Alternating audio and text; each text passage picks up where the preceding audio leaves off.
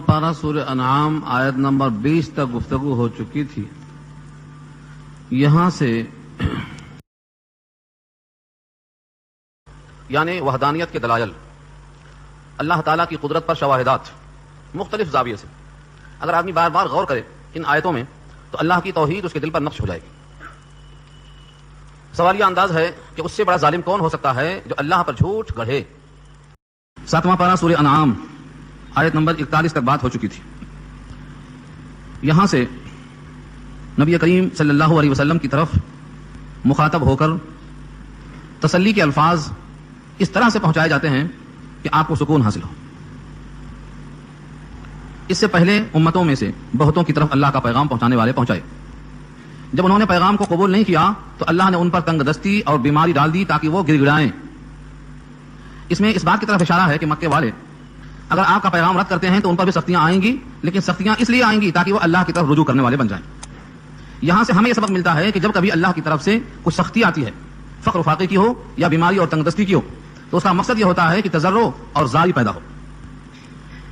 اللہ کی طرف سے سختیاں صرف اس لیے ہوتی ہیں تاکہ بندے اللہ کی طرف متوجہ ہو جائیں. اس پر ایک مثال دی ہے. ماں اپنے بچے سے بیزار ہو کے پہلے سمجھاتی ہے، بار بار تنبیہ کرتی ہے، اور اس کے بعد ایک تھپڑ مار کے گھر سے باہر کر دیتی ہے. اور جب بچہ باہر سے آ کر دیتا ہے کہ دروازہ بند ہے، ماں کی ممتا یاد کر کے امید لگا کے دروازے پر بیٹھ جاتا ہے اور اسی مایوسی کے عالم میں چوکھٹ پہ سر رکھ کے سو جاتا ہے. رات دیر گئے جب ماں کو فکر غالب آتی ہے، دروازہ کھولے دیکھتی ہے کہ دروازے پہ سر رکھ کے بچہ سو گیا ہے، تو وہ اسی بچے کو اٹھا کر گلے لگاتی ہے. اور یہ گلے لگانا اس بات کے لیے ہے کہ کوئی ذاتی اناد اور دشمنی نہیں ہے، اس کی غلط کاموں پر، اس کی تمام ان حرکتوں پر جسے آئندہ اسے خراب کرنے کا موقع ملے گا، یہ تنبیہ کی جاتی ہے. فرمایا اللہ کی ذات بندوں پر اس سے زیادہ شفیق ہے. جب بندے کوئی غلط کام کرتے ہیں تو تنبیہاً اللہ کی طرف سے سزائیں آتی ہیں تاکہ بندہ اللہ کی طرف ایسا ہی لوٹ جائے. اللہ اپنے بندوں سے کتنی محبت کرتے ہیں یہ حدیث بار بار آپ کے سامنے آ چکی ہے. حضرت سلمان فارسی وہ فرماتے ہیں کہ سابقہ کتابوں میں نے پڑھا ہے، اور اسی آیت کے ذیل میں مفتی شفیع صاحب علیہ الرحمٰن نے نقل کیا ہے بعض روایتوں کے حوالوں سے، اور میں نے اس حدیث کو نقل کیا ہے توبہ اور استغفار کے بیان میں. اللہ تعالیٰ نے محبت کے 100 ٹکڑے کیے. محبت کو اللہ تعالیٰ نے 100 ٹکڑوں میں تقسیم کیے اور ایک ٹکڑا دنیا میں نازل فرمایا. اس ایک ٹکڑے سے ہر ایک کو حصہ ملتا چلا گیا جتنے باپ اپنی اولاد سے محبت کرتے ہیں اور جتنی مائیں اپنے بچوں سے پیار کرتی ہیں. یہاں تک لکھا ہے کہ اگر کوئی بچڑا گائے کے نیچے دودھ پیتا ہے اور پاؤں میں کھدلنے کا خدشہ ہوتا ہے تو گائے اپنے پاؤں کو اٹھا لیتی ہے. وہ محبت بھی اسی محبت کا حصہ ہے. ساری کائنات کے محبت کرنے والے اسی 1/100 سے حصہ لیے ہوئے ہیں. بقیہ 99/100 اللہ نے محبت کا حصہ اپنے پاس رکھا ہے جس سے وہ اپنے بندوں سے پیار کرتا ہے. اب سوچو کہ اللہ اپنے بندوں سے کتنا پیار کرتا ہے، کتنی محبت ہے اور کتنی شفقت ہے. 1/100 والے دیوانے ہوتے جا رہے ہیں. کوئی مجنوں ہے، کوئی فرحاد ہے، دنیا میں جتنے محبت کرنے والے ہیں وہ 1/100 کا ٹکڑا لے کے محبت کر رہے ہیں. تو خود اللہ رب العزت جس کے پاس 99 درجہ ہے محبت کا، 100 میں سے 99 اللہ کے پاس ہے، وہ کتنا محبت کرتے ہوں گے.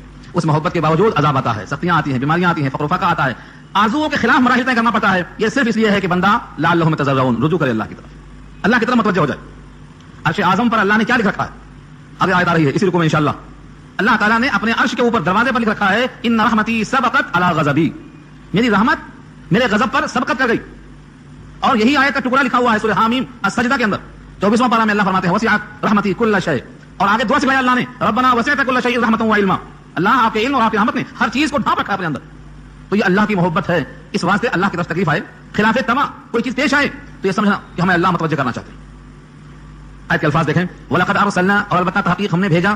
تحقیق کا مطلب یقیناً إِلَىٰ أُمَمٍ مِّن قَبْلِكَ، امم جمع ہے امت کی. قبل کا اے نبی آپ سے پہلے، آپ سے پہلے. من قبل کا میں صیغہ حاضر ہے، اس سے مراد ذات محمد ہے صلی اللہ علیہ وسلم. آپ سے پہلے ہم نے بہت امتوں کی طرف بھیجا. کیا بھیجا؟ ظاہر ہے کہ پیغام بھیجا. پھر ان کو پکڑنے کی نوبت کیوں آئی؟ کیونکہ پیغام نہیں مانا. یہ سب محذوف ہے جملے. فَأَخَذْنَاهُمْ، تو ہم نے ان کو پکڑا. بالبأساء والضراء، بأس کے معنی سختی، تنگ دستی مراد ہے، اور ضراء ان سے مراد جسمانی تکلیف، بیماری مراد ہے. لفظ ضر جہاں آتا ہے جسمانی تکلیف، بخار، چکن گنیا، یہ کیا ہے؟ یہ باسا ذرہ میں آتا. قوم پکڑی گئی، جس کو دیکھو درد، یہ ذرہ میں آتا ہے. حضرت ایوب کی بیماری جب آئی شدید 17 سال تک پڑے رہے ایک روایت کے مطابق، لیکن جو راجح قول یہ ہے وہ 7 سال کا ہے. وہاں انہوں نے اللہ سے یہ کہا تھا، سورہ انبیاء کے الفاظ ہیں انی مسنی الضر، اسی ضر سے ذرہ ہے یہ، انی مسنی الضر وانت ارحم الراحمین، مجھ کو تکلیف پہنچ گئی، سارا جسم میرا کیڑوں نے کھا لیا سوائے زبان اور قلب کے سب باقی نہیں ہے. تو لفظ ضر استعمال کیا اللہ نے. تو باسا ان کے معنی تنگ دستی، فقر فاقہ، مفلسی، اور ذرہ کے معنی جسمانی تکلیف. یہ کیوں؟ لعلہم یتضرعون، شاید کہ وہ تضرع کریں، شاید کہ وہ زاری کریں، شاید کہ وہ روئیں اور گر جائیں. جب بندہ رو دیتا، تضرع کر دیتا تو اللہ کی طرف مائل ہو جاتا. فارسی کا ایک شعر حضرت تھانوی کا سنایا تھا میں آپ کو. اگر بخشیں زہ یاری، ہمارے اردو شعراء میں 2 کلام ہے یہ تنظیم فرمایا حضرت نے اس کے اوپر. اگر بخشیں زہ قسمت، نہ بخشیں تو شکایت کیا، سر تسلیم خم ہے جو مزاج یار میں آئے. حضرت تھانوی فرماتے ہیں نہیں، شعر میں خرابی ہے. اگر بخشیں زہ یاری، نہ بخشیں تو کروں زاری، کہ اس بندے کی کیوں خواری مزاج یار میں آئی. یعنی اگر بخش دیں گے تو بہت اچھی بات ہے، اور نہ بخشیں گے تو میں روتا ہی رہوں گا، روتا ہی رہوں گا. یہ زاری اسی سے نکلا ہے، یہ تضرعون سے، کیونکہ بندہ رو رو کر ہی متوجہ کر سکتا ہے رب کریم کو. یہ نہیں ہے کہ اگر بخشیں زہر قسمت، نہ بخشیں تو شکایت کیا. اگر شکایت بھی کریں گے تو کیا جہنم میں جائیں گے؟ راضی ہو جائیں گے اس کے اوپر؟ جہنم کا عذاب کوئی برداشت نہیں کر سکتا. فما اصبرهم علی النار، اللہ فرماتے ہیں جہنم کی آگ پر صبر کیسے آئے گا؟ 50 سال 60 سال کی زندگی میں کم کھانے پہ صبر نہیں، کم لباس پہ صبر نہیں، دوسروں کو دیکھ کر صبر نہیں، جہنم کی آگ پر صبر کیسے آئے گا؟ اگر بخشیں زہ یاری، نہ بخشیں تو کروں زاری، کہ اس بندے کی کیوں خواری مزاج یار میں آئی. رونا ہی لکھا. اس رونے کو اللہ فرماتے ہیں اس کے آنسوؤں سے اس کے نام اعمال دھل جاتے ہیں. نام اعمال کی پاکی کے لیے، صفائی کے لیے جتنا ندامت کے آنسو مفید اور مؤثر ہیں اور کوئی شے نہیں. تو فرمایا لعلہم یتضرعون، شاید کہ وہ زاری کریں، روئیں. لیکن 2 قسم کے لوگ ہوتے ہیں، جو مصیبت آتی ہے تو اللہ کی طرف متوجہ ہوتے ہیں، اور دوسرے لوگ اور بیزار ہو جاتے ہیں. بیزار ہو کے کہاں چلے جاتے ہیں؟ وہ سمجھتے ہیں کہ ایسا دین، ایسا اسلام، ایسا قرآن، ایسی چیزیں لے کے کیا کریں گے، سوائے اس کے کوئی اور دروازہ اگر نہیں ہے تو آپ اسی طرح متوجہ رہیں، اسی میں عافیت ہے، کیونکہ اس کے سوا اور کوئی دروازہ نہیں ہے. اللہ فرماتے ہیں فلولا اذ جاءہم باسنا تضرعوا، بس کیوں نہیں جب آیا ان کے پاس ہماری طرف سے کیا آیا؟ باسنا، باسن کے معنی سختی، اوپر ہے نا باسا و ذرا، اسی باسا سے باسنا ہے ہماری سختی. جب آئی، تنگ دستی آئی، فقر فاقہ آیا، مصیبت آئی، غربت آئی، افلاس آیا، تو کیوں نہیں روئے؟ ولکن قست قلوبہم، لیکن ان کے دل سخت ہو گئے، قسائی ہو گئے ان کے دل. قست کے معنی قسوہ، تنگ دل، سخت دل. بعض آیتوں میں یہ ہے کہ لوگوں کے دل سے زیادہ پتھر میں اللہ کی خشیت ہے. وَإِنَّ مِنَ الْحِجَارَةِ لَمَا يَتَفَجَّرُ مِنْهُ الْأَنْهَارُ وَإِنَّ مِنْهَا لَمَا يَشَّقَّقُ فَيَخْرُجُ مِنْهُ الْمَاءُ وَإِنَّ مِنْهَا لَمَا يَهْبِطُ مِنْ خَشْيَةِ اللَّهِ. کتنے ایسے پتھر ہیں جو شق ہو جاتے ہیں اللہ کے خوف سے، پھٹ پڑتے ہیں، پانی نکل پڑتا ہے ان میں، لیکن لوگوں کا دل ایسا ہے کہ اس پہ کچھ اثر نہیں ہوتا. وَلَكِنْ قَسَتْ قُلُوبُهُمْ، لیکن ان کے دل سخت ہو گئے تھے. ان کا دل سخت ہو گیا اندر سے، اور باہر سے کیا ہوا؟ وَزَيَّنَ لَهُمُ الشَّيْطَانُ، اور مزین کر دیا ان کے لیے شیطان نے، مَا كَانُوا يَعْمَلُونَ، جو کچھ وہ کرتے رہے، برائیاں کرتے رہے، شیطان انہیں اچھا دکھاتا رہا. ہر انسان اپنے اعمال کو اچھا ہی سمجھتا ہے، لیکن جب تک وہ شریعت کے مطابق نہ ہو اچھا نہیں ہے. لیکن اچھا سمجھتا کیوں ہے؟ یہ ہے اصل میں تزویر کہتے ہیں اس کو، مزخرف. زہر کو اچھے لباس میں ڈال دیا ہے، مزخرف کر دیا اس کو. وَزَيَّنَ لَهُمُ الشَّيْطَانُ مَا كَانُوا يَعْمَلُونَ، اور مزین کر دیا ان کے واسطے شیطان نے ان تمام کاموں کو جو کیا کرتے تھے. یعنی غلط کام کرتے ہیں لیکن سمجھتے ہیں کہ ہم بہت اچھا کر رہے ہیں، احساس نہیں ہوتا اپنی غلطی کا. اس مضمون کو اللہ نے سورہ کہف میں پیش کیا ہے. الذین ضل سعیہم فی الحیاۃ الدنیا وہم یحسبون انہم یحسنون صنعا، جن کی محنتیں دنیا کی حیات میں ضائع ہو گئیں اور وہ اپنے تئیں گمان کرتے رہے کہ وہ بہت اچھا کر رہے ہیں. انہم یحسنون صنعا، بہت اچھا کر رہے ہیں. یہی گمان میں ان کی وفات آ گئی، حیات ختم ہو گئی اور محاسبے کا وقت آ گیا.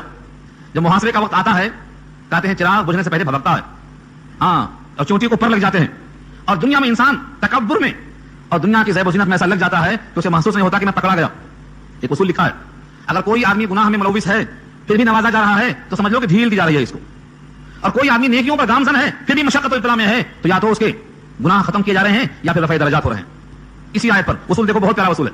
فلما نسوا ما ذکروا به، جب انہوں نے بھلا دیا ان تمام نصیحتوں کو جو انہیں کی گئی تھی، ما ذکروا به، جس کے ذریعے نصیحت کی گئی تھی، جب انہوں نے اس کو بھلا دیا، فراموش کر دیا، فتحنا علیہم، تو کھول دیا ہم نے ان کے اوپر ابواب، دروازے، کل شیء، ہر چیز کے، دنیا کی ہر نعمت کے دروازے ہم نے کھول دیا، بجائے بند کرنے کے کھول دیا. حتی اذا فرحوا، یہاں تک کہ جب خوب خوش ہو گئے، بما اوتوا، اس سے جو دیے گئے تھے، اخذناہم بغتۃ، پکڑ لیا ہم نے ان کو اچانک، فاذا ہم، بس اچانک وہ لوگ مبلسون، بالکل مایوس ہو گئے، حیرت زدہ ہو گئے. ہمارے اکابر اسی آیت کو سامنے رکھ کر چوہے کی مثال دیا کرتے ہیں. یہی آیت ہے، سورہ انعام کی آیت نمبر 44 ہے، دفعہ 44 لگا ہے. اس کو دیکھو، کہتے ہیں چوہا گھر میں آیا، دیکھا کہ چوہے دانی کا دروازہ کھلا ہوا ہے اور روٹی میں گھی لگا ہوا ہے. اب وہ خوشی سے اچھلتا کودتا ہے، میرا مقدر دیکھو. یہ پتہ نہیں ہے کہ ان کی شرارتوں سے صاحب خانہ تنگ آ کر کے گھی لگا کے چھوڑ دیا ان کے واسطے. یہ خبر نہیں. گھر والے کا کپڑا کترتے رہے، کتابیں کترتے رہے، گھر والے کو تنگ کر دیا. اس بیزارگی کے بعد صاحب خانہ نے گھی قیمتی تمہاری روٹی میں لگا کر دروازہ کھول کر رکھا تمہارے واسطے. اب چوہا اس میں آتا ہے اور سمجھتا ہے کہ میرا استقبال ہے. جیسے ہی اس میں منہ لگاتا ہے دروازہ کھٹ سے بند ہو جاتا ہے. جب سمجھ میں آتا ہے یہ کیا ہوا، اب کوئی راستہ نہیں. یہ مثال دیا ہے، اسی آیت سے دیا ہے، اسی آیت سے مثال دیا ہے. پھر سنو الفاظ، فلما نسوا ما ذکروا به، جب بھلا دیا کیا، ما ذکروا به، جس کے ذریعے نصیحت کی گئی تھی. کیا نصیحت کی تھی؟ شباب تمہارا نہیں ہے، مال تمہارا نہیں ہے، اولاد تمہاری نہیں ہے، حیات تمہاری نہیں ہے، یہاں کی زندگی ہمیشہ کی نہیں ہے. یہ نصیحت کی گئی تھی. یہاں بھیجا گیا ہے آخرت کو سنوارنے کے لیے، یہاں بھیجا گیا ہے توحید میں اور تسلیس میں اپنے آپ کو پرکھنے کے لیے. یہ سب فراموش کر دیا. فتحنا علیہم ابواب کل شیء، تو ہر چیز کے دروازے ہم نے کھول دیے. حتی اذا فرحوا، یہاں تک کہ جب خوب خوش ہو گئے، اترائے، اچھلے اور کودے، ناچے اور گائے. کیسا ناچے گائے آج نظر نہیں آتا. ایک ہار کو لے کر جیب پر رکھ کر سارے مسلمان ناچتے. یہ پتہ نہیں ہے کہ ناچنا خلاف شریعت ہے. گھنٹوں دوسروں کی چیزیں خراب کرتے، سڑک پر جام کر دیتے. یہ اسلام نہیں ہے، شیطانی کام ہے. مگر کون سمجھائے، کون ماننے والا ہے اس چیز کو؟ حتی اذا فرحوا، یہاں تک کہ خوب خوش ہو گئے، خوب ناچے کودے، بما اوتوا، ان تمام نعمتوں سے جو دیے گئے تھے، اخذناهم بغتة، اچانک ہم نے ان کو پکڑ لیا، فاذا هم مبلسون، پس ہو کے رہ گئے مایوس. مبلسون کے معنی حیرت زدہ رہ گئے، متحیر رہ گئے، ششدر رہ گئے. یہ کیا ہوا ہے؟ فقطع، بس قطع کر دی گئی، دابر القوم، قوم کی دبر یعنی ان کی جڑیں کاٹ دی گئی. یہ کون سی قوم تھی؟ الذین ظلموا، جنہوں نے ظلم کیا تھا، ظالموں کی جڑیں کاٹ دی گئی. سانس نے روکا اللہ نے اور کہا والحمدللہ رب العالمین، تمام شکر ہے اللہ کا جو رب ہے سارے جہان کا. یعنی جب اس کائنات سے ظالم دفع ہو جائے تو تم کو شکر ادا کرنا چاہیے کہ اس ظالم کے دفع ہونے سے زمین پر امن ہو گئی، اللہ کے بندوں کو سکون ہو گیا، امن عالم میں بڑھوتری ہو گئی. اگر بھیڑیے زیادہ ہو جائیں تو بکریوں پر ظلم ہوگا، بھیڑیوں کو دفن کر دینا بکریوں پر رحم کرنے کے برابر ہوگا. علامہ سعدی لکھتے ہیں گلستہ میں، ترحم بر پلنگے تیز دنداں، ستمگاری بوت بر گوشت فنداں، تیز دانت والے بھیڑیوں پر رحم کھانا کمزور بکریوں پر ظلم کرنے کے برابر ہے. تو یہ ظالمین جب ان کی جڑیں کٹ جائیں گی تو سارے انسانوں کو اللہ کا شکر ادا کرنا چاہیے کہ ظالم کے ظلم سے زمین کو اللہ نے پاک کیا. خسکم جہاں پاک، اسی سے نکلا ہے محاورہ یہ، خسکم جہاں پاک یعنی کچرا ختم ہو گیا، سارا جہان صاف ہو گیا. تو دشمن کے ختم ہونے سے اور زمین پر جو باغی ہیں ان کی بغاوت کو ختم ہونے سے شکر کرنا لازم ہر مسلمان پر ہے. تو میں الحمدللہ رب العالمین. یہاں سے اللہ تعالیٰ نے ایک سوال کیا ہے کفار قریش سے اور سارے انسانوں سے جو اللہ کے غیر میں نفع اور ضرر کے سماری سمجھتے ہیں، جو اللہ کے غیر کی پرستش کرتے ہیں، کسی بھی اللہ کے غیر کے سامنے سر جھکاتے ہیں، ان سے اللہ خطاب فرماتے ہیں قل، پوچھئے تو صحیح، ارائیتم، بھلا بتاؤ تم، ان اخذ اللہ سماعکم، اگر لے لے اللہ تمہاری سماعت، وابصارکم، تمہاری بصارت، وختم علی قلوبکم، اور مہر کر دے تمہارے دلوں پر، من الہ غیر اللہ، کون ہے دوسرا معبود اللہ کے سوا، یاتیکم بہ، کہ وہ لائے تمہارے پاس ان چیزوں کو، تمہاری سماعت واپس کر دے، تمہاری بینائی واپس کر دے، تمہارے قلب کی مہر توڑ دے. کون ہے ایسا اللہ؟ سوال کیا ہے. آج بڑے سے بڑا بت پرست، مجوسی، شمس پرست، آگ پرست، کسی کو پکڑ کر پوچھ لیجیے کہ تمہارے قلب پر کس کا قبضہ ہے، تمہاری آنکھوں پر کس کا قبضہ ہے، اور تمہارے کانوں پر کس کا قبضہ ہے، تو وہ بے سختہ کہے گا اللہ. جب تمہاری سماعت اسی کے قبضے قدرت میں ہے اور تمہاری بصارت اور بینائی اسی کے قبضے قدرت میں ہے اور تمہارے قلوب پر قبضہ اسی کا ہے، تو تم اس کے غیر کو کیوں پکارتے ہو؟ انظر، غور تو کرو، کیف نصرف الآیات، کیسے پھیر پھیر کے ہم بیان کرتے ہیں نشانیاں، ثم ہم یصدفون، پھر بھی وہ اعراض کر جاتے ہیں، پھر بھی وہ اللہ کی ذات کی طرف رجوع نہیں ہوتے ہیں. ایک اور سوال کیا اللہ نے، قل ارأیتکم ان اتاکم عذاب اللہ بغتۃ او جہرۃ هل یہلک الا القوم الظالمون.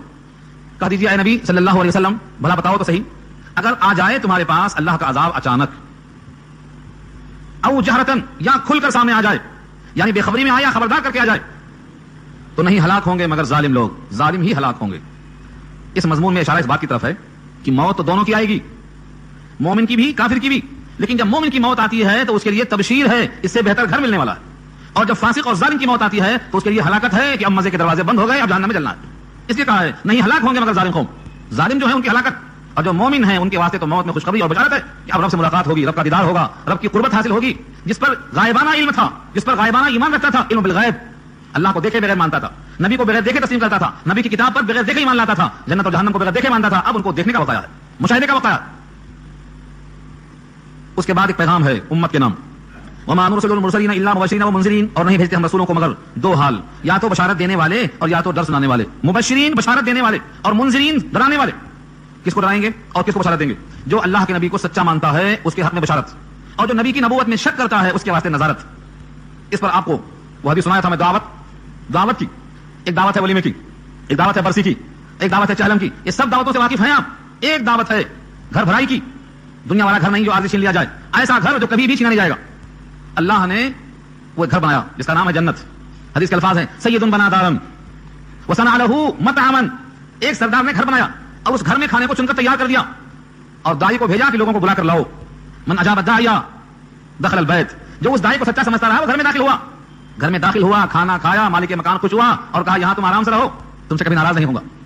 فرمایا جنت وہ گھر ہے اللہ نے بنایا ہے اور سارے نبیوں کو آخر میں سید الانبیاء کو بھیجا ہے جو یقین کے ساتھ ان کی بات کو مانیں گے، پیچھے پیچھے ساتھ جائیں گے، گھر میں سے استفادہ کریں گے، دسترخوان سے فیضیاب ہوں گے، مالک مکان خوش ہوگا، کبھی ناراض نہ ہونے کا اعلان سنیں گے. یہ ہے مبشرین.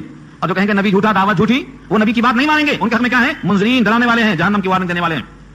فمن آمن واصلح، پر جس نے ایمان قبول کیا یا یقین کیا نبی کی باتوں پر، وہ اصلح اور درست کر لیا، اپنی اصلاح کر لیا، فلا خوف علیہم ولا هم يحزنون، ان کے اوپر کوئی خوف نہیں ہوگا اور نہ وہ غمگین ہوں گے، آرام راحت سکون میسر. اس کے برخلاف والذین کذبوا بآیاتنا، جنہوں نے جھٹلایا ہماری آیتوں کو، یمسهم العذاب، ان کو عذاب چھوئے گا، عذاب ان کو لگے گا. کیوں؟ بما كانوا يفسقون، اس وجہ سے کہ وہ فسق کیا کرتے تھے، نافرمانی کیا کرتے تھے، اللہ کے حکم سے عدول حکمی کیا کرتے تھے. فسق کے معنی آتے ہیں اپنی خواہشیں پوری کرنے کے لیے شریعت کی چادر پھاڑ دینا، یہ فسق ہے. اسی کو فاسق و فاجر کہا جاتا ہے. اپنی خواہش پوری کرنے کے لیے شریعت کی چادر پھاڑ دینا، نبی کی سنت توڑ دینا، قرآن کا حکم چھوڑ دینا، صرف اور صرف اپنی خواہش پوری کرنا. ایسے عمل کو فسق، ایسا کرنے والے کو فاسق کہا جاتا ہے. عذاب چھو کے رہے گا ان کو. یمسهم العذاب بما كانوا يفسقون. یہاں سے کفار قریش کے 3 مطالبات کا جواب دیا گیا ہے. کفار قریش کہا کرتے تھے ہماری 3 باتیں پوری کر دو اسلام میں آ جائیں گے, اور مطالبات تھے دوسری آیتوں میں آئیں گے. وہ یہاں 3 باتیں. پہلی بات تو یہ کہ اللہ کے آپ رسول ہیں, تو اللہ سے آپ کہا کر زمین کے سارے خزانے مانگ کر ہمیں دے دو, سب سے بڑے مالدار ہم ہو جائیں. زمین کے سارے خزانے ہم کو دے دو, ہم آپ کے ساتھ ساتھ چلیں گے. اور دوسرا مطالبہ کیا تھا, آئندہ کیا حالات پیش آنے والے ہیں, اچھا برا سب بتا دو تاکہ ہم اچھائیوں کے منصوبے بنا لیں اور برائیوں کے منصوبوں سے پیچھے ہٹ جائیں, نفع سمیٹ لیں اور خرابی سے ہم بچ جائیں. آئندہ کے بارے میں ہمیں خبردار ہوتا کیا ہونے والا ہے. اور تیسری بات فرمایا, اس زمین میں ہمیں حیرت یہ ہے کہ جیسے ہم ماں کے پیٹ سے پیدا ہوئے, آپ بھی ماں کے پیٹ سے پیدا ہوئے, جس طرح ہم نے دودھ پیا ہے ماؤں کا, آپ نے بھی دودھ پیا ہے, جس طرح ہم کھاتے پیتے چلتے پھرتے کپڑا پہنتے نہاتے دھوتے بازار جاتے ہیں, سارے کام ہمارے یہاں مشترک ہیں, پھر اچانک آپ اللہ کے رسول اپنے آپ کو کرواتے ہیں. یہ کیسے مان لیں ہم؟ جیسے ہم کھاتے پیتے, ہم ماؤں کا دودھ پی کے بڑے ہوئے, جس ترتیب کے ساتھ انسان پیدا ہوتا ہے آپ بھی پیدا ہوئے. اب آپ نے کہا کہ ہم رسول ہیں, تو رسول کیسے آپ کو مان لیں؟ بہتر ہوتا کہ کوئی اللہ کا پیغام لانے والا فرشتہ ہوتا تو ہم اس کو رسول مان کر اس کی بات کو قبول کر لیتے. یہ 3 ان کے مطالبات تھے. اس آیت میں ان تینوں کا جواب دیا اللہ نے. قل کہہ دیجئے لا اقول لكم عندي خزائن الله ولا اعلم الغيب ولا اقول لكم اني ملك ان اتبع الا ما يوحى الي قل هل يستوي الاعمى والبصير افلا تتفكرون. اس آیت میں آپ غور کرتے جائیے. 50 نمبر کی آیت ہے یہ. سوچیں اس میں. قل, اللہ اپنے نبی سے کہلواتے ہیں, آپ کہیے لوگوں سے, قل کہہ دیجئے اے نبی, لا اقول لكم عندي خزائن الله, نہیں کہتا ہوں میں تم سے کہ میرے پاس اللہ کے خزانے ہیں. بے مطالبہ اس چیز کا ہوتا جو آدمی دعویٰ کرتا, یہ میں نے کب دعویٰ کیا ہے کہ اللہ کے خزانے میرے پاس ہیں؟ پورے قرآن کریم میں, پورے میرے پیغام میں کہیں بھی دکھا دو کہ میں نے دعویٰ کیا ہو کہ اللہ کے سارے خزانے میرے قبضے قدرت میں ہیں. یہ دعویٰ میں نے کیا ہی کب ہے؟ اب یہاں میں روک کر آپ سے پوچھتا ہوں کہ اللہ کے خزانے سے مراد کیا لیا ہے؟ اللہ کے خزانے سے مراد کیا لیا ہے؟ قرآن کریم کی ایک آیت ہے سورہ ہجر پارہ 14 میں, اللہ فرماتے ہیں وَإِن مِّن شَيْءٍ إِلَّا عِندَنَا خَزَائِنُهُ, نہیں ہے کوئی شے مگر اس کا خزانہ ہمارے ہی پاس ہے. اس سے معلوم ہوا دنیا کی ہر شے کا خزانہ اللہ کے پاس ہے. اللہ جتنا چاہتے ہیں بندوں کے پاس بھیجتے ہیں. چنانچہ اگلا ٹکڑا ہے وَمَا نُنَزِّلُهُ إِلَّا بِقَدْرٍ مَعْلُومٍ, اور ہم نازل نہیں کرتے ہیں مگر متعین مقدار میں. مثلا بارش ہے, مثلا اوپر سے آپ کے رزق کے فیصلے ہیں, آپ کے واسطے امن اور عافیت ہے, ہم جتنا چاہتے ہیں نازل کرتے ہیں. تو سارے خزانے اللہ کے پاس ہیں. نبی سے کہلوایا اللہ نے, کہا دو تم سے میں نہیں کہتا کہ میرے پاس اللہ کے خزانے ہیں. اس آیت کو سوچتے ہوئے کئی مزے آتے ہیں. قرآن کریم میں ایک خاص لطف اس طرح آتا ہے کہ ایک آیت کی تشریح دوسری آیت میں, اور دوسری کی تیسری آیت میں, اور تیسری کی چوتھی آیت میں یہ سامنے آتا ہے مرکز, تو معلوم ہوتا ہے اللہ کی طرف سے علم بڑھ رہا ہے. تو یہاں 2 باتیں اچھی طرح سمجھ لیں آپ. پہلا قول, اللہ کہلواتے ہیں اپنے نبی سے, کہا دو میں نہیں کہتا ہوں تم سے کہ میرے پاس اللہ کے خزانے ہیں. اللہ کے نبی کے پاس نبوت ہے, نبوت سے بڑا خزانہ کیا ہو سکتا ہے؟ اللہ کے نبی کے پاس قرآن ہے, قرآن سے بڑا خزانہ کیا ہو سکتا ہے؟ اللہ کے نبی کے پاس ایمان ہے, ایمان سے زیادہ قیمتی شے کیا ہو سکتی ہے؟ اللہ کے نبی کے پاس دعا کا ہتھیار ہے, جو چاہیں اپنے رب سے مانگ لیں, اس سے بڑا ہتھیار خزانہ کیا ہو سکتا ہے؟ لیکن ان کفار قریش کی جو مراد تھی خزانے سے, نہ وہ قرآن ہے, نہ وہ ایمان ہے, نہ وہ نبوت ہے, بلکہ ان کی مراد یہ تھی مادیت, دولت. اس لیے اللہ کے فرماتے میرے پاس تو ہے نہیں, میرے گھر میں اگر سونے کا ایک ٹکڑا آ گیا تو مجھے نیند نہیں آتی خیرات کے بغیر, میں تمہارے پاس کہاں سے لا کے دوں خزانے؟ اس خزانے پر بہت لطیف پیرائے میں بحث کیا ہے اللہ نے. میں انشاءاللہ اگلی 4 آیت بحث کروں گا اس کو. آگے فرمایا ولا اعلم الغیب, ولا اعلم الغیب, اور تم سے میں یہ بھی نہیں کہتا ہوں کہ میں غیب کی بات جانتا ہوں. اب اس آیت کی توضیح کریں گے لوگ. کہتے ہیں تواضعان, آپ کہتے ہیں کہ میں غیب کی بات نہیں جانتا ہوں. تواضعان نہیں, یہاں تو اللہ کا حکم ہے, حکمن آپ فرما رہے ہیں. آئندہ کیا ہونے والا ہے بتا دیجئے. مثلا یہاں زلزلہ آنے والا ہے, ہم ہٹ جائیں. سونامی کا سمندری طوفان آنے والا, ہم یہاں سے بھاگ جائیں. یا فلاں مقام سے سونا نکلنے والا, ہم ابھی نکل لیں. یا فلاں مقام میں بہت پٹرول ہے, وہاں کھود کے ہم نکلنا شروع کر دیں. آئندہ کیا مفید ہے کیا مجھے معلوم ہو جائے تو ہم شروع کر دیں. اس ٹکڑے کے ساتھ سورہ اعراف کی آخری آیتوں کو پیش کرتا ہوں میں. وہاں اللہ کی طرف سے کہلوایا گیا ہے وَلَوْ كُنْتُ أَعْلَمُ الْغَيْبَ لَاسْتَكْثَرْتُ مِنَ الْخَيْرِ وَمَا مَسَّنِيَ السُّوءُ, اگر میں آئندہ کی بات کو جان لیا کرتا تو ہوتا یہ کہ میں خیر کو سمیٹ لیتا اور مجھے کبھی شر چھوتا بھی نہیں. مجھے شر چھوتا بھی نہیں. شر سے مراد کیا ہے؟ برائی سے مراد کیا ہے؟ اگر نبی صلی اللہ علیہ وسلم کی زندگی آپ کے سامنے ہے تو ان میں سے نمونہ ملے گا آپ کو. شروع کے 40 سال جس میں نبوت کا اظہار نہیں کیا آپ نے, مکے میں گزر گئے, اور کل عمر آپ کی 63 سال, تو 40 سال نکل گئے تو کتنے بچے؟ 23 سال. اس 23 سال کے عرصے میں جو نبوت کے اظہار کے بعد کے 23 سال ہیں, ان میں ایسے کتنے واقعات پیش آئے جس سے ثابت یہ ہوتا ہے کہ اگر آپ کو آئندہ کا علم ہوتا تو آپ راتوں رات پڑھتے نہیں. مثلا ایک 2 مثال عرض کر دیتا ہوں تاکہ آپ سیرت النبی کو نہ پڑھیں تو پڑھیں. سب سے زیادہ رہنمائی آپ کو ملے گی سیرت النبی سے. کیسے حالات میں نبی نے کیا کیا فیصلہ. ایک مقام تھا, وہاں کے قبیلے والوں نے پیغام دیا نبی کو کہ ہمارے پاس لوگ کثرت سے اسلام میں داخل ہو رہے ہیں, انہیں سکھانے والا, قرآن پڑھانے والا کوئی نہیں ہے. قبیلے زال ہے, زکوان ہے, وسیہ ہے, سب قبیلوں کے نام ہیں.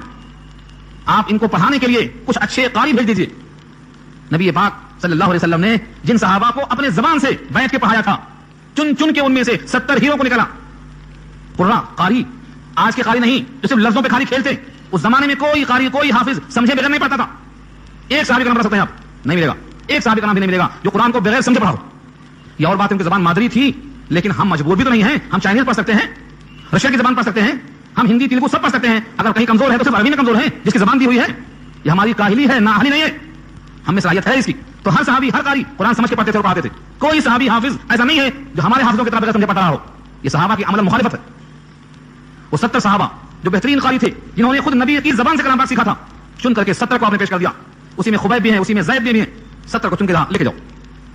یہ 70 صحابہ چنندہ سلیکٹڈ منتخبہ نبی کے عظیم شاگردوں میں سے چن کر کے پہنچے. اس قبیلے کے قریب پہنچے تو ان لوگوں نے بدعہدی کر دی. قصہ طویل ہے, بخاری میں آپ چاہیں تو اس کو کھول کر دیکھ لیں, بخاری جلد ثانی میں. تمام کے تمام 70 صحابہ کو قتل کر دیا گیا.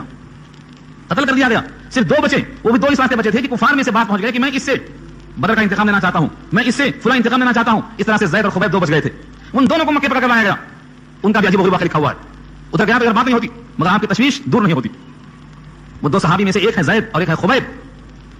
ان کو قید بنا کر رکھا گیا. انتقام لیں گے, بازار میں ان کو ماریں گے, سولی پر چڑھائیں گے, اور ان سے مصطفیٰ کی جو محبت ان کے دل میں ہے اس کا جائزہ انعام دیں گے. کیسا ہے ان کا؟ زید اور خبیب کو لے گئے, کہا کہ آپ چاہتے ہیں کہ آپ کو چھوڑ دیا جائے اور آپ کے بدلے محمد صلی اللہ علیہ وسلم کو قتل کر دیا جائے؟ وہ کہتے ہیں بخدا میرے پیر میں, میرے آقا کے پیر میں کانٹے بھی چبھ جائیں مجھے یہ پسند نہیں ہے, چاہے جسم کے ٹکڑے ٹکڑے ہو جائیں. میرے لڑکا دیا سولی پر, نیزوں سے تیروں سے ان کو مار مار کے چھلنی کر کے شہید کر دیا گیا. انہیں میں سے خبیب ہیں. خبیب جب قیدی بنا کر رکھے رہے تھے تو ان کے ہاتھ میں استورا تھا, شاید موش کو یا داڑھی کو ٹھیک کرنے کی خاطر لیے بیٹھے تھے. مکان مالک کا بچہ کھیلتے کھیلتے ان کے پاس آ گیا, انہوں نے بچے کو پیار سے گود میں رکھ لیا. یہ خبیب کو معلوم تھا کل سوری ہونے والی ہے اور جو سوری پر چڑھانے والے ہیں یہ بچہ انہی کا بچہ ہے اور ہاتھ میں چھرا بھی ہے. لیکن بچوں پر ہاتھ صاف کرنا, عورتوں پر, بوڑھوں پر, ضعیفوں پر ہاتھ صاف کرنا اسلام نہیں سکھاتا ہے.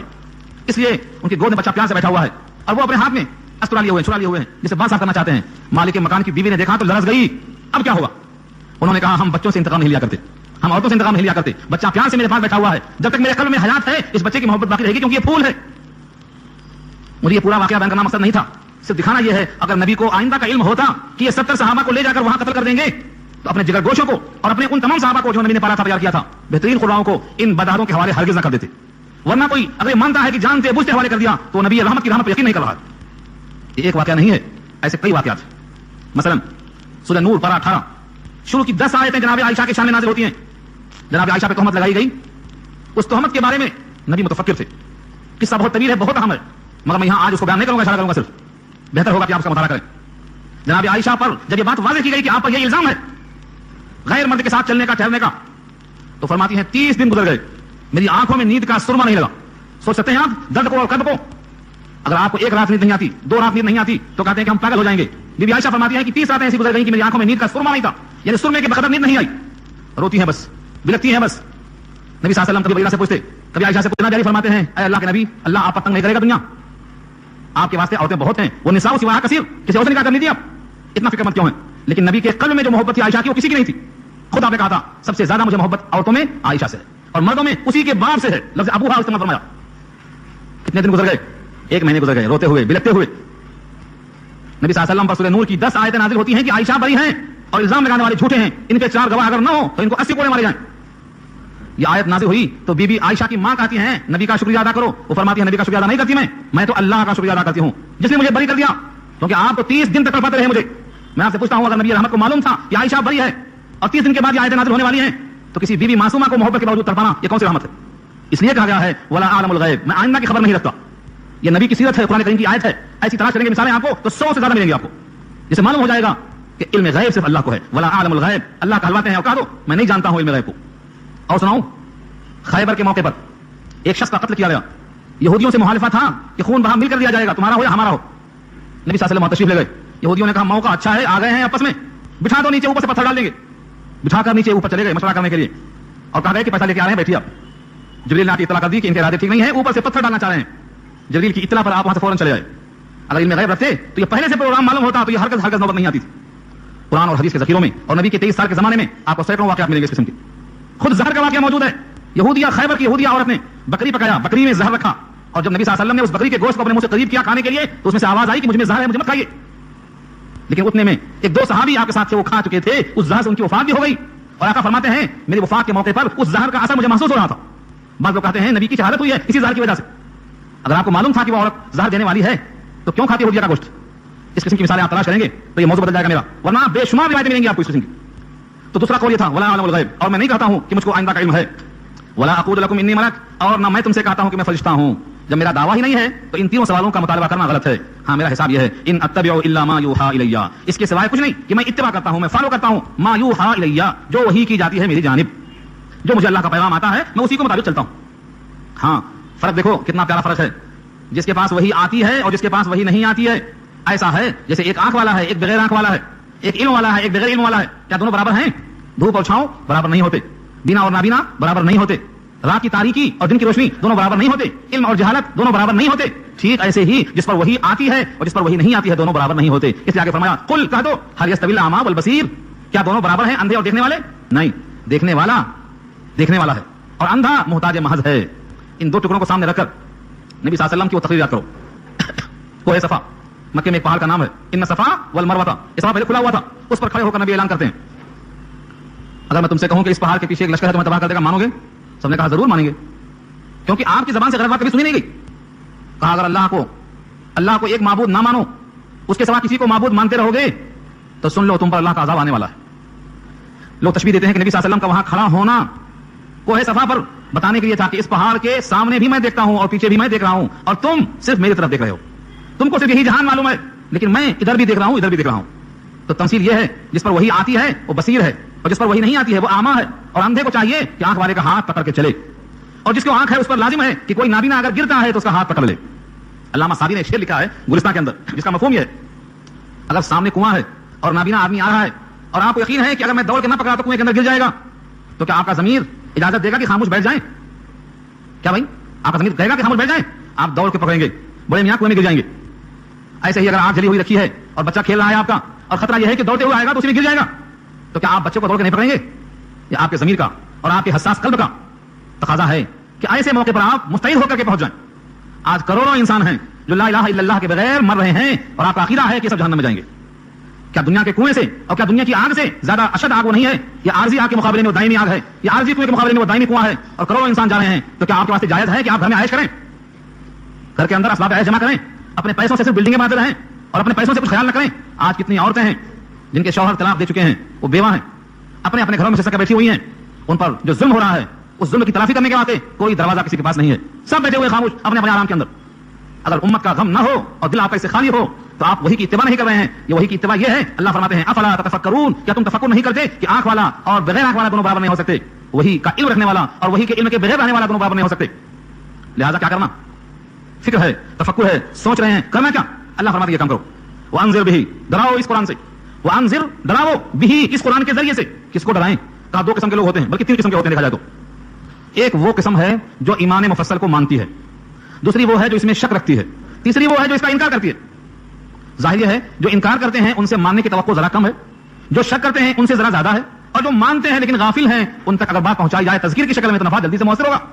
اس لیے آگے فرمایا وانذر به الذین یخافون، اور ڈراؤ اس قرآن کے ذریعے سے ان کو جو ڈرتے ہیں ان یحشروا الی ربہم، کہ جمع کیے جائیں گے وہ اپنے رب کے پاس. لیس لہم من دونہ ولی، نہیں ہوگا ان کے لیے اللہ کے سامنے کوئی ولی، ولا شفیع لعلہم یتقون، شاید کہ وہ ڈریں.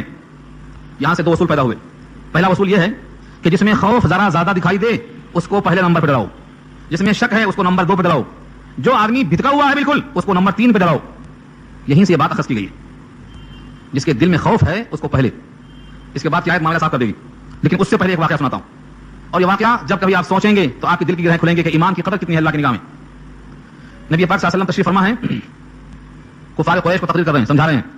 اتنے میں ایک نابینا صحابی آئے حضرت عبداللہ ابن ام مکتوم رضی اللہ تعالیٰ عنہ. نبی صلی اللہ علیہ وسلم کو ان کا آنا اس لیے پسند نہیں آیا کہ میں بڑے بڑے سرداروں کو اسلام سمجھا رہا تھا، اگر اسلام میں داخل ہو گئے تو اسلام کو تقویت پہنچتی.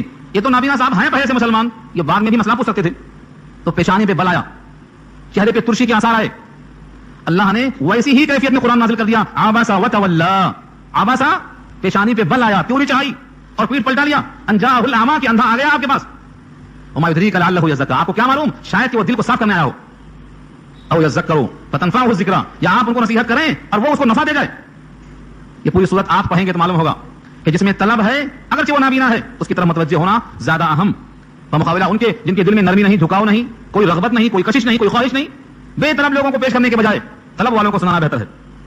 اس کے بعد جب کبھی آتے رہے عبداللہ، کبھی آتے رہے حضرت عبداللہ ابن ام مکتوم، تو فرماتے نبی صلی اللہ علیہ وسلم مرحبا، آ جاؤ، جس کے بارے میں مجھے میرے رب نے ڈانٹا ہے آ جاؤ.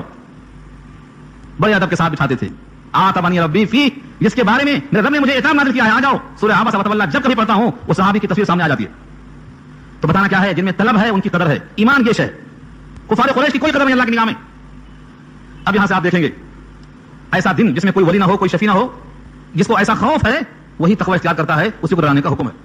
लेकिन कुफार कुरैश ने कहा था यह आयत बहुत अहम आयत, इस माने में कि हमारे दरमियान इस वक्त जो माहौल है इसको साफ करने के वास्ते यह आयत बेहतरीन किस्म का नमूना पेश करती है। अबू तालिब जो चचा थे हुजूर सल्लल्लाहु अलैहि वसल्लम के, बहुत मोहब्बत थी दोनों में। कुफार कुरैश ने कहलवाया भतीजे से कहो हमसे कोई बात कहना है तो महफिल हमारे लायक होना चाहिए। ये क्या है गजब कि उस महफिल में ऐसे लोग हैं जिनको हमने गुलाम से आजाद किया है, या जिनके पास कुछ भी नहीं खाना पीना है, हमारे रहमो करम पे पड़े हुए हैं, बिल्कुल अफजल तरीन लोग, इनके साथ बैठते हुए हमें शर्म आती है, इनको अपने पास से हटा दें। तो हम आपकी बात सुनने को तैयार हैं।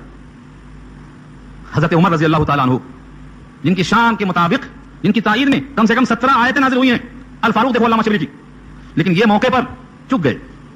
फरमाया कि जितने लोग नबी सल्लल्लाहु अलैहि वसल्लम के करीब साहिब ईमान कमजोर बैठे हुए हैं, ये तो हैं ही साहिब ईमान, ये बुरा नहीं मानेंगे, इनको थोड़ी देर के वास्ते हटा देने में क्या हर्ज है। जनाब उमर की राय यही थी, हटा दे थोड़ी देर के वास्ते, क्योंकि ये तो अपने लोग हैं ना। अगर दीन के इशाअत के लिए अपने लोगों को थोड़ा तकलीफ हो जाए, उठा दें इनको, तो शायद ये बुरा नहीं मानेंगे, अपने ही लोग तो हैं ये, उठा देंगे। साहिब ईमान को कमजोर समझकर उनके साथ ना बैठना आर है, तकब्बुर है, और ये राय जनाब उमर ने दे दिया कि ठीक है, इसमें कोई हर्ज नहीं। लेकिन अल्लाह को ये बात पसंद नहीं आई, अल्लाह को ये बात पसंद नहीं आई कि जो नबी की अजमत दिल में रखते हैं, जो साहिब ईमान हैं, उनको महज इसलिए हटा दिया जाए कि कुछ सर्कस लोग आ रहे हैं, कुछ मुतकब्बिर लोग आ रहे हैं, कुछ ऐसे घमंडी लोग आ रहे हैं जो इनके साथ बैठना नहीं चाहते हैं, अगर तो उनके दिल अभी ईमान से खाली हैं, उम्मीद है शायद इस्लाम में आ जाएं। जहां उम्मीद है और अब है तो तकब्बुर है, उनकी खातिर इनको हटा दिया जाए जिनके दिल में ईमान है। ये ईमान वालों के ईमान की नाक़दी है, इसलिए अल्लाह ने कहा यह मुनासिब नहीं। आगे अल्फाज देखो, वला ततरुदिल लज़ीना यदऊना रब्बहुम, और मत हटाइए उनको, ततरुद भगाना, महफिल से उठा देना, एक किनारे कर देना। वला ततरुदिल लज़ीना यदऊना रब्बहुम, और मत निकालिए उन लोगों को अपनी महफिल से जो अपने रब को पुकारते हैं सुबह शाम, बिलगदाति वल आशी। सुबह शाम एक मुहावरा है, मुराद है हर वक्त अल्लाह को याद करते हैं। क्यों, कैसे? युरीदूना वजहहू, चाहते हैं अल्लाह के जात, वजह उनके माने चेहरा, अल्लाह की जात, अल्लाह की रजा, अल्लाह की खुशनुदी, अल्लाह की खातिर सुबह शाम अल्लाह को पुकारते हैं। ऐसे पुकारने वालों को आप मत भगाइए। रहा वो लोग जो आने वाले हैं, मा अलैका मिन हिसाबिहिम मिन शै, नहीं है आपके जिम्मा उनका हिसाब कुछ भी, वमा मिन हिसाबिका अलैहिम मिन शै, और नहीं है आपका हिसाब उनके जिम्मा कुछ भी। फततरुदहुम, बस अगर आप उनको भगा देंगे, फतकूना मिनज़ ज़ालिमीन, फतकूना मिनज़ ज़ालिमीन, तो आप ज़ालिमीन में से होकर रह जाएंगे।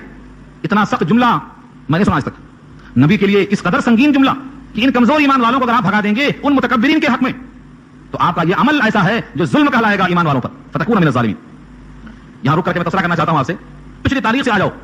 हज़रत नूह अलैहिस्सलाम 950 बरस तक कई पुश्तें मरती गई, जवान होती गई, तबलीग करते गए। उन्होंने भी यही कहा था। क्या कहा था? आपकी हम इत्तबा कैसे करें, आपके साथ तो अरजल तरीन लोग आते हैं। अरजलून का लफ्ज़ है सूरह शुअरा में, अरजलून वतबाकल अरजलून, आपकी इत्तबा तो अरजल रजील से बना है, कमीने लोग करते हैं। हज़रत नूह अगर कह देते कि नहीं वो तुमसे अच्छे हैं तो बात तीखी हो जाती। क्या कहा उन्होंने? बड़ा मतीन, बड़ा ठोस, बड़ा तहम्मुल वाला जवाब दिया। क़ाल वमा इल्मी बिमा कानू यामलून इन हिसाबुहुम इल्ला अला रब्बी लौ तशऊरून। उनका अमल मेरे अल्लाह के इल्म में है कि उनका अमल कैसा है, उनका अखलाक कैसा है, उनका ईमान कैसा है, मैं जितना जानता हूं उतना बोल सकता हूं। अल्लाह के जिम्मा है उनका हिसाब, अगर तुमको शऊर है। यानी तुम जाहिर को देखकर उनको बुरा और खुद को अच्छा समझते हो। किसी इंसान की अच्छाई बुराई का मदार जाहिर नहीं है, अखलाक और अमाल सालिहा है, और वो अल्लाह के इल्म में है कि कैसे हैं, वो अच्छे हैं कि तुम अच्छे हो। ये फैसला मैं नहीं कर सकता। सूरह कहफ पढ़ा होगा आपने, सूरह कहफ में यही लफ्ज है, यही मजमून है, थोड़े से तफावत के साथ। वस्बिर नफ्सका मअल लज़ीना यदऊना रब्बहुम बिलगदाति वल आशी युरीदूना वजह। ये अल्फाज में अपने आप को रोक के रखो उनके साथ जो सुबह शाम अल्लाह को याद करते हैं अल्लाह की रजा की खातिर। वस्बिर नफ्सका, अपनी जात को रोक के रख लो। वहां वही जुमला मुस्बत है, यहां मनफी है। यहां रुक करके इस आयत से हम अब सबक हासिल करेंगे। उसूल क्या निकला? जो सुबह शाम अल्लाह की याद में लगे हों अल्लाह की रजा की खातिर, उनको आप मत भगाएं। रहा मुतकब्बिरीन का हाल, तो उनका हिसाब आपके जिम्मा नहीं, आपका हिसाब उनके जिम्मा नहीं। अगर आप उनको भगा दें तो आप जालिमीन में से हो जाएंगे। यानी जिनके दिल में ईमान है वो अल्लाह के महबूब हैं, ज्यादा पसंद है बमुकाबला उनके जिनके दिल में कुफ्र और शिर्क और तकब्बुर है। लेकिन दुनिया वाले आज भी लिबास देखकर, जिस्म देखकर, दौलत देखकर, सरवत देखकर आदमी के बड़ा और बुरा होने का फैसला करते हैं। आज भी काफिर नहीं, साहिब ईमान भी, साहिब कुरान भी, इनके पास इस्लाम है, कुरान है, सुन्नत है, वो भी तराजू कैसे रखते हैं? कपड़ा अच्छा है तो अच्छा आदमी, और कपड़ा कमजोर है तो कमजोर आदमी। हमारे पास तराजू क्या आ गई है? वही तराजू जो यहां थी कुफार कुरैश के पास। इसको पुख्ता करने के लिए मेरी राय एक और आयत से लेता हूं, और ये शायद बहुत अहम है। मैं सुना चुका हूं इससे पहले कुछ लोगों को। 25वां पारा सूरह ज़ुखरुफ, कुफार कुरैश का ये कौल अल्लाह ने नकल किया। वक़ालू लौला नुज़िला हाज़ल क़ुरआन अला रजुलिन मिनल क़रयतैन अज़ीम। कुफार ने कहा क्यों नहीं नाज़िल किया गया किसी बड़े आदमी पर इन दो बड़े शहरों में से, ताइफ और मक्का में से। طائف اور مکہ میں سے کسی بڑے آدمی پہ قرآن کو نازل نہیں کیا گیا. اللہ کے نبی کو انہوں نے بڑا آدمی نہیں سمجھا. میں آپ سے پوچھتا ہوں کس چیز میں؟ آپ کا حسن تو بہت اچھا تھا, آپ کا جسم 40 مردوں کی قوت تھی, جس مجمع میں ہوتے چھا جاتے, آواز میں شیرینی تھی, دانتوں کے اندر سے چمک نکلتی تھی. آپ کے چہرے کو اور آپ کی فصاحت کو, آپ کے چہرے کے روب کو 2 میل کی دوری سے پڑتا ہوا دیکھا ہے لوگوں نے. کیا کمی تھی؟ بنو ہاشم کے چشم چراغ تھے, بڑے خوبصورت تھے, بڑے بہادر تھے. کیا چیز نہیں تھی آپ کے پاس؟ لوگوں نے, کفار قریش نے نبی کو بڑا کیوں نہیں سمجھا؟ خاندان کے لحاظ سے پورے قریش میں بنی ہاشم تھے اور بنی ہاشم کے سردار تھے. یہ جسم بھی اچھا, خاندان بھی اچھا, شکل بھی اچھی. کیا چیز میں کمزوری تھی؟ کفار قریش نے خود کہا ہے, او یلقى الیہ کنز او تکون له جنۃ یاکل منها. ان کے پاس خزانہ ہوتا, ان کے پاس باغات ہوتے, ان کے ہاتھوں میں سونے کے کنگن ہوتے. معلوم یہ ہوا ان چیزوں سے کفار قریش آدمیوں کو چھوٹا بڑا تولتے تھے. آج دل پہ ہاتھ رکھ کے اپنے سوچ کر بولو, جن کے قلب میں ایمان و اسلام ہے, ان کے پاس کیا ترازو کفار قریش کی آج نہیں ہے؟ لاکھ نمازی ہو, تقوی والا آدمی ہو, حرام غذا سے بچتا ہو, اور دنیا والوں کی نگاہ میں کم حیثیت ہو, لیکن نہیں معلوم کہ وہ رب کریم سے تعلق کیسا رکھتا ہے. بعض حدیثوں میں آتا ہے اللہ کے بعض بندے وہ ہیں کہ اگر وہ رشتہ مانگے تو نہ دیا جائے, دروازے پہ کھٹکا مارے تو نہ بٹھایا جائے, کسی محفل میں جانا چاہیں تو ان کو عزت کا مقام نہ دیا جائے, لیکن ان کا تعلق اللہ سے ایسا ہوتا ہے کہ اگر وہ قسم کھا رہے ہیں کسی معاملے میں اللہ کے بارے میں, تو اللہ اس کی قسم کو پورا کر کے وہ کام کر دیں گے. تو ہم اس آیت کی روشنی میں اپنے ترازو کو بدلیں, تقوی کے مطابق چیک کریں. جس کے علم میں اور جس کی زندگی میں جتنا سنت غالب ہوگی اتنا وہ اللہ کا محبوب بندہ ہے. دنیا کی ترازو میں تولیں گے تو قارون آگے نکل جائے گا, فرعون آگے نکل جائے گا, شداد آگے نکل جائے گا, حامان آگے نکل جائے گا. یہ بڑے بڑے لوگ باہر نکل جائیں گے. لیکن یاد رکھو, دنیا کی ساری نعمتیں جمع کر دی جائیں تو ایک ایمان والے کے ایمان کے برابر بھی نہیں ہوں گی وہ, کیونکہ ہر نعمت جو ایمان کے بغیر ہو اس کا انجام جہنم ہے, اور صاحب ایمان کا انجام جنت ہے, وہ دائمی راحت ہے. اس واسطے اس آیت میں بڑا پیغام ہے آپ کے لیے. اس کے بعد اسی آیت کا ایک مضمون پورا کر دوں. اللہ فرماتے ہیں وَكَذَلِكَ فَتَنَّا بَعْضَهُم بِبَعْضٍ, ایسے ہی ہم نے آزمایا ان میں سے بعض کو بعض کے ساتھ, لِيَقُولُوا, تاکہ وہ کہیں, أَهَٰؤُلَاءِ مَنَّ اللَّهُ عَلَيْهِم مِّن بَيْنِنَا, کیا یہی لوگ ہیں جن پہ اللہ نے احسان کیا ہمارے درمیان؟ صحابہ کرام کے کپڑے پھٹے ہوئے, چپل پھٹی ہوئی, ایک دامن لپٹے ہوئے, کسی کو 2 لباس نہیں تھے, بہت کم لوگوں کے پاس تھے. الا یہ کہ فتوحات کا دور شروع ہوا ہے مدینے میں آنے کے بعد, سب کے پاس ایک چادر, پیچھے سے تہبند کی طرح لاتے اور سامنے قینچی کی طرح اس کپڑے کو موڑ کے پھر لے جاتے, گردن پہ گاڑی مار دیتے. بیشتر صحابہ کا یہی لباس تھا. اس صحابی نے پوچھا, کیا ننگے سر نماز ہو جاتی تھی؟ کہا ہم یہاں کپڑے وہاں 2 تھے, کس کے پاس؟ ایک چادر تھی ان کے پاس, پھر بھی ان کو شکایت نہیں تھی. تو ان کی حالتوں کو دیکھ کر لوگ کہتے تھے کیا یہی لوگ ہیں جن پہ اللہ نے احسان کیا ہے؟ اللہ کا احسان ہوتا تو ان کے پاس دولت و ثروت ہوتی, لیکن نہیں. مصعب بن عمیر کو کفن دیتے ہوئے چادر چھوٹی پڑ رہی تھی, سر چھپاتے تو پاؤں کھل جاتا, ایک ہی چادر, اور پاؤں چھپاتے تو سر کھل جاتا. تو سر چھپا دیا گیا اس کپڑے سے, اور پاؤں پر ایک گھاس کا نام ہے ازخر, وہ گھاس ڈال کے چھپا دیا گیا. یہ مصعب بن عمیر ہیں جو بہت مالدار گھرانے کے تھے, اسلام کی خاطر چھوڑ کے آ گئے تھے.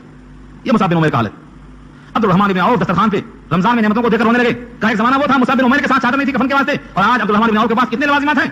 اگر اللہ نے قیامت میں کہا دیا کہ نیکیوں کا صلہ تم کو مل چکا, تم کھا چکے نعمتیں اس کے بدلے میں, تو میں کیا جواب دوں گا؟ پھر آیت پیش کرتے, اذهبتم طیباتکم فی حیاتکم الدنیا واستمتعتم بها. یہ آیت پیش کرتے سورہ اعراف کی. کیا جواب دیتا ہوں میں؟ تو صحابہ کرام کی ان کمزوریوں کو دیکھ کر ایک اور واقعہ یاد آیا.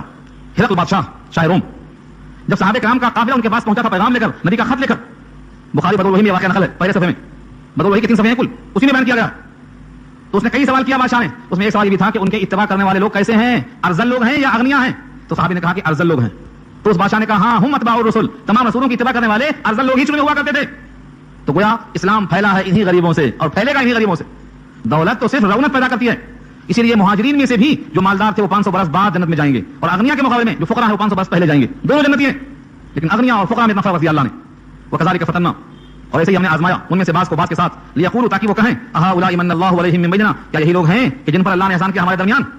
اللہ نے جواب دیا ہے, الیس اللہ بعلم بالشاکرین, کیا اللہ نہیں جانتا کہ شاکرین کون ہیں, قدردان کون ہیں, صاحب ایمان کون ہے؟ میرے حکم کی قدر کس کے دل میں ہے اور نبی کی عظمت کس کے دل میں ہے کہ اللہ کو نہیں معلوم؟ اللہ کو معلوم ہے کہ کون ایمان کے لائق تھے, تقوی کے لائق تھے, قرآن کے لائق تھے. عطا کیا. ہر صحابی کے بارے میں قرآن کا بیان یہ ہے کہ وہ تقوی والے تھے, وہ ایمان والے تھے. الزمہم کلمۃ التقوی وکانوا احق بها واهلها, تقوی کو اللہ نے چپکا دیا تھا ان کے اوپر, وہ اس کے لائق تھے, اس کے اہل تھے. اللہ کو خوب معلوم ہے کہ شاکرین کون ہیں, کیا اللہ ہی کو نہیں معلوم؟ الیس اللہ بعلم بالشاکرین. اس سے معلوم ہوا کہ نعمتوں پر قدر کرو, جو آپ پر اللہ کی نعمت ہے ایمان کی, اسلام کی شکل میں, اس کی قدر کرو. یہ اللہ نے آپ کو انتخاب کیا ہے, اللہ نے قرآن کریم کے لیے آپ کا انتخاب کیا ہے, ایمان کے واسطے انتخاب کیا ہے. اللہ آپ کو جانتے ہیں کہ آپ شاکر اور قدردان ہیں, نعمت دے دی ہے آپ کو, اس نعمت کو اپنے نسلوں تک منتقل کرنے کی کوشش کرو. اس کے بعد کی آیت, ایک آیت اور آگے ہے, ہو گیا ہے, میں پورا کر دوں ورنہ یہ مضمون رہ جائے گا. حضرت عمر کا واقعہ سمجھ رہا ہوں پیچھے ابھی دہرا دیا تھا کہ صحابہ کرام کو الگ کرنے میں کیا حرج ہے. جب یہ آیتیں نازل ہو گئی تو ان کو شرمندگی ہوئی کہ میری رائے ایسی دے دیا جو اللہ کو پسند نہیں آئی, میں گنہگار ہو گیا. بڑے شرمندہ ہوئے, بڑے طائب ہوئے, گھبرائے ہوئے نبی صلی اللہ علیہ وسلم کے پاس آئے کہ میری رائے غلط ہو گئی. میں نے کہا تھا یہ صحابہ ایمان کو ہٹا دو, اللہ کو پسند نہیں آیا, اس پر یہ اگلی آیت نازل ہوئی ہے. اکثر کی رائے یہی ہے, وَإِذَا جَاءَكَ اور جب آئے نبی آپ کے پاس آئیں کون الذین یؤمنون بآیاتنا جو ہماری آیتوں پر ایمان رکھتے ہیں فقل تو ان سے کہو سلام علیکم تم پر سلامتی ہو. بعض لوگوں نے کہا ہے کہ یہ سلام علیکم کا لفظ جناب عمر کے لیے ہے جو اللہ نے کہا ہے کرو سلام علیکم, اور بعض نے کہا کہ واقعہ اگرچہ خاص ہے لیکن حکم عام ہے ہر مومن جب اللہ کے نبی کے پاس جائے آج بھی اگر روز اقدس پر جائے تو اس کا مصداق ہوگا جو آیتوں پر ایمان رکھ کر نبی کے پاس جائے گا سلام علیکم کا حقدار بنے گا. اور بعض روایتوں میں یہ ہے کہ جس تک قرآن پہنچا میں اس کا نذیر ہوں, جس تک قرآن پہنچا میں اس کا بشیر ہوں, اس کتاب کے ذریعے میری بات اس کو پہنچا دو. اور آگے جو میں فرمایا کتب ربکم علی نفسہ الرحمہ, یہی ٹکڑا سنا تھا مجھے, کتب ربکم علی نفسہ الرحمہ, لکھ دیا ہے تمہارے رب نے اپنی ذات کے اوپر رحمت کو, یعنی رحمت کو اللہ نے اپنے اوپر واجب کر لیا ہے. کوئی کہے اللہ پر کوئی چیز واجب نہیں ہے, بے شک واجب نہیں ہے, لیکن جیسے ماں اپنی ممتا کی وجہ سے بچے کو چاہتی ہے اور باپ اپنے بیٹوں کو چاہتا ہے, واجب نہیں ہے لیکن محبت ہے. اللہ کی صفت رحمت کا تقاضا یہ ہے کہ اس نے اپنی ذات پر رحمت کو واجب کر لیا ہے. اس کا اظہار کیسے ہوگا؟ انہو شان یہ ہے کہ من عمل منکم سوءا, تم میں سے جو برائی کرے کوئی برا کام کرے, کیسے بجہالۃ نادانی کے ساتھ. اگر آمدن کیا تو کہتے ہیں مومن سے یہ کیسے ممکن ہے کہ وہ آمدن اللہ کا حکم توڑے اور نبی کا حکم چھوڑے؟ کیسے ہو سکتا ہے؟ جہالت سے ہی ہو سکتا ہے, غفلت سے ہو سکتا ہے. مثلا برائی کرتے وقت خیال نہیں کیا کہ میرا رب مجھے دیکھ رہا ہے, میرے ساتھ ہے. برائی کرتے وقت اس کا احساس نہیں ہوا کہ میں نبی کی سنت چھوڑا ہوں, یہ جہالت ہے. ثم تاب من بعدہ, پھر توبہ کیا اس کے بعد, واصلح اور اصلاح کر لیا, فانہ غفور رحیم, تو اللہ کی ذات مغفرت کرنے والی, رحم کرنے والی ہے. یہ پیغام امت کے نام ہے. جس نے بھی رائے دی ہو لیکن آیتوں پر یقین کے ساتھ ہو, دل میں اللہ کی عظمت لیے ہوئے ہو, تو اس پر سلامتی ہو, اس کے رب نے اس کے لیے اپنے اوپر رحمت کو واجب کر لیا ہے. اور جو نادانی سے غلطی کر بیٹھے پھر توبہ کر کے اپنی اصلاح کر لے تو اللہ غفور رحیم ہے. یہ امت کے نام پیغام ہے. کسی کو مایوس ہوا دیکھ کر کے جائے سنائیں تاکہ وہ بندہ متوجہ ہو جائے. اللہ فرماتے ہیں وکذالک نفصل الآیات, اور ایسے ہی تفصیل سے ہم بیان کرتے ہیں آیتیں, ولتستبین سبیل المجرمین, اور تاکہ ظاہر ہو جائے مجرمین کا راستہ, مجرمین کا راستہ ظاہر ہو جائے, اس لیے ہم نے کھول کھول کے بیان کر دیا. تو ہماری آیتوں پر یقین رحمت کا ذریعہ, اور آیتوں میں شک اور آیتوں کی تکذیب یہ مجرمین کا راستہ ہے. ہم اس کتاب سے کب تک دور رہیں گے؟ اتنا دور ہیں کہ ہم شک میں ہیں کہ یقین میں ہیں کہ تکذیب میں ہیں, پتہ ہی نہیں ہے. اس لیے اس کتاب کو ایک بار سمجھ کر پڑھو, یقین کے ساتھ پڑھو, اسی کے ساتھ رحمت وابستہ ہے.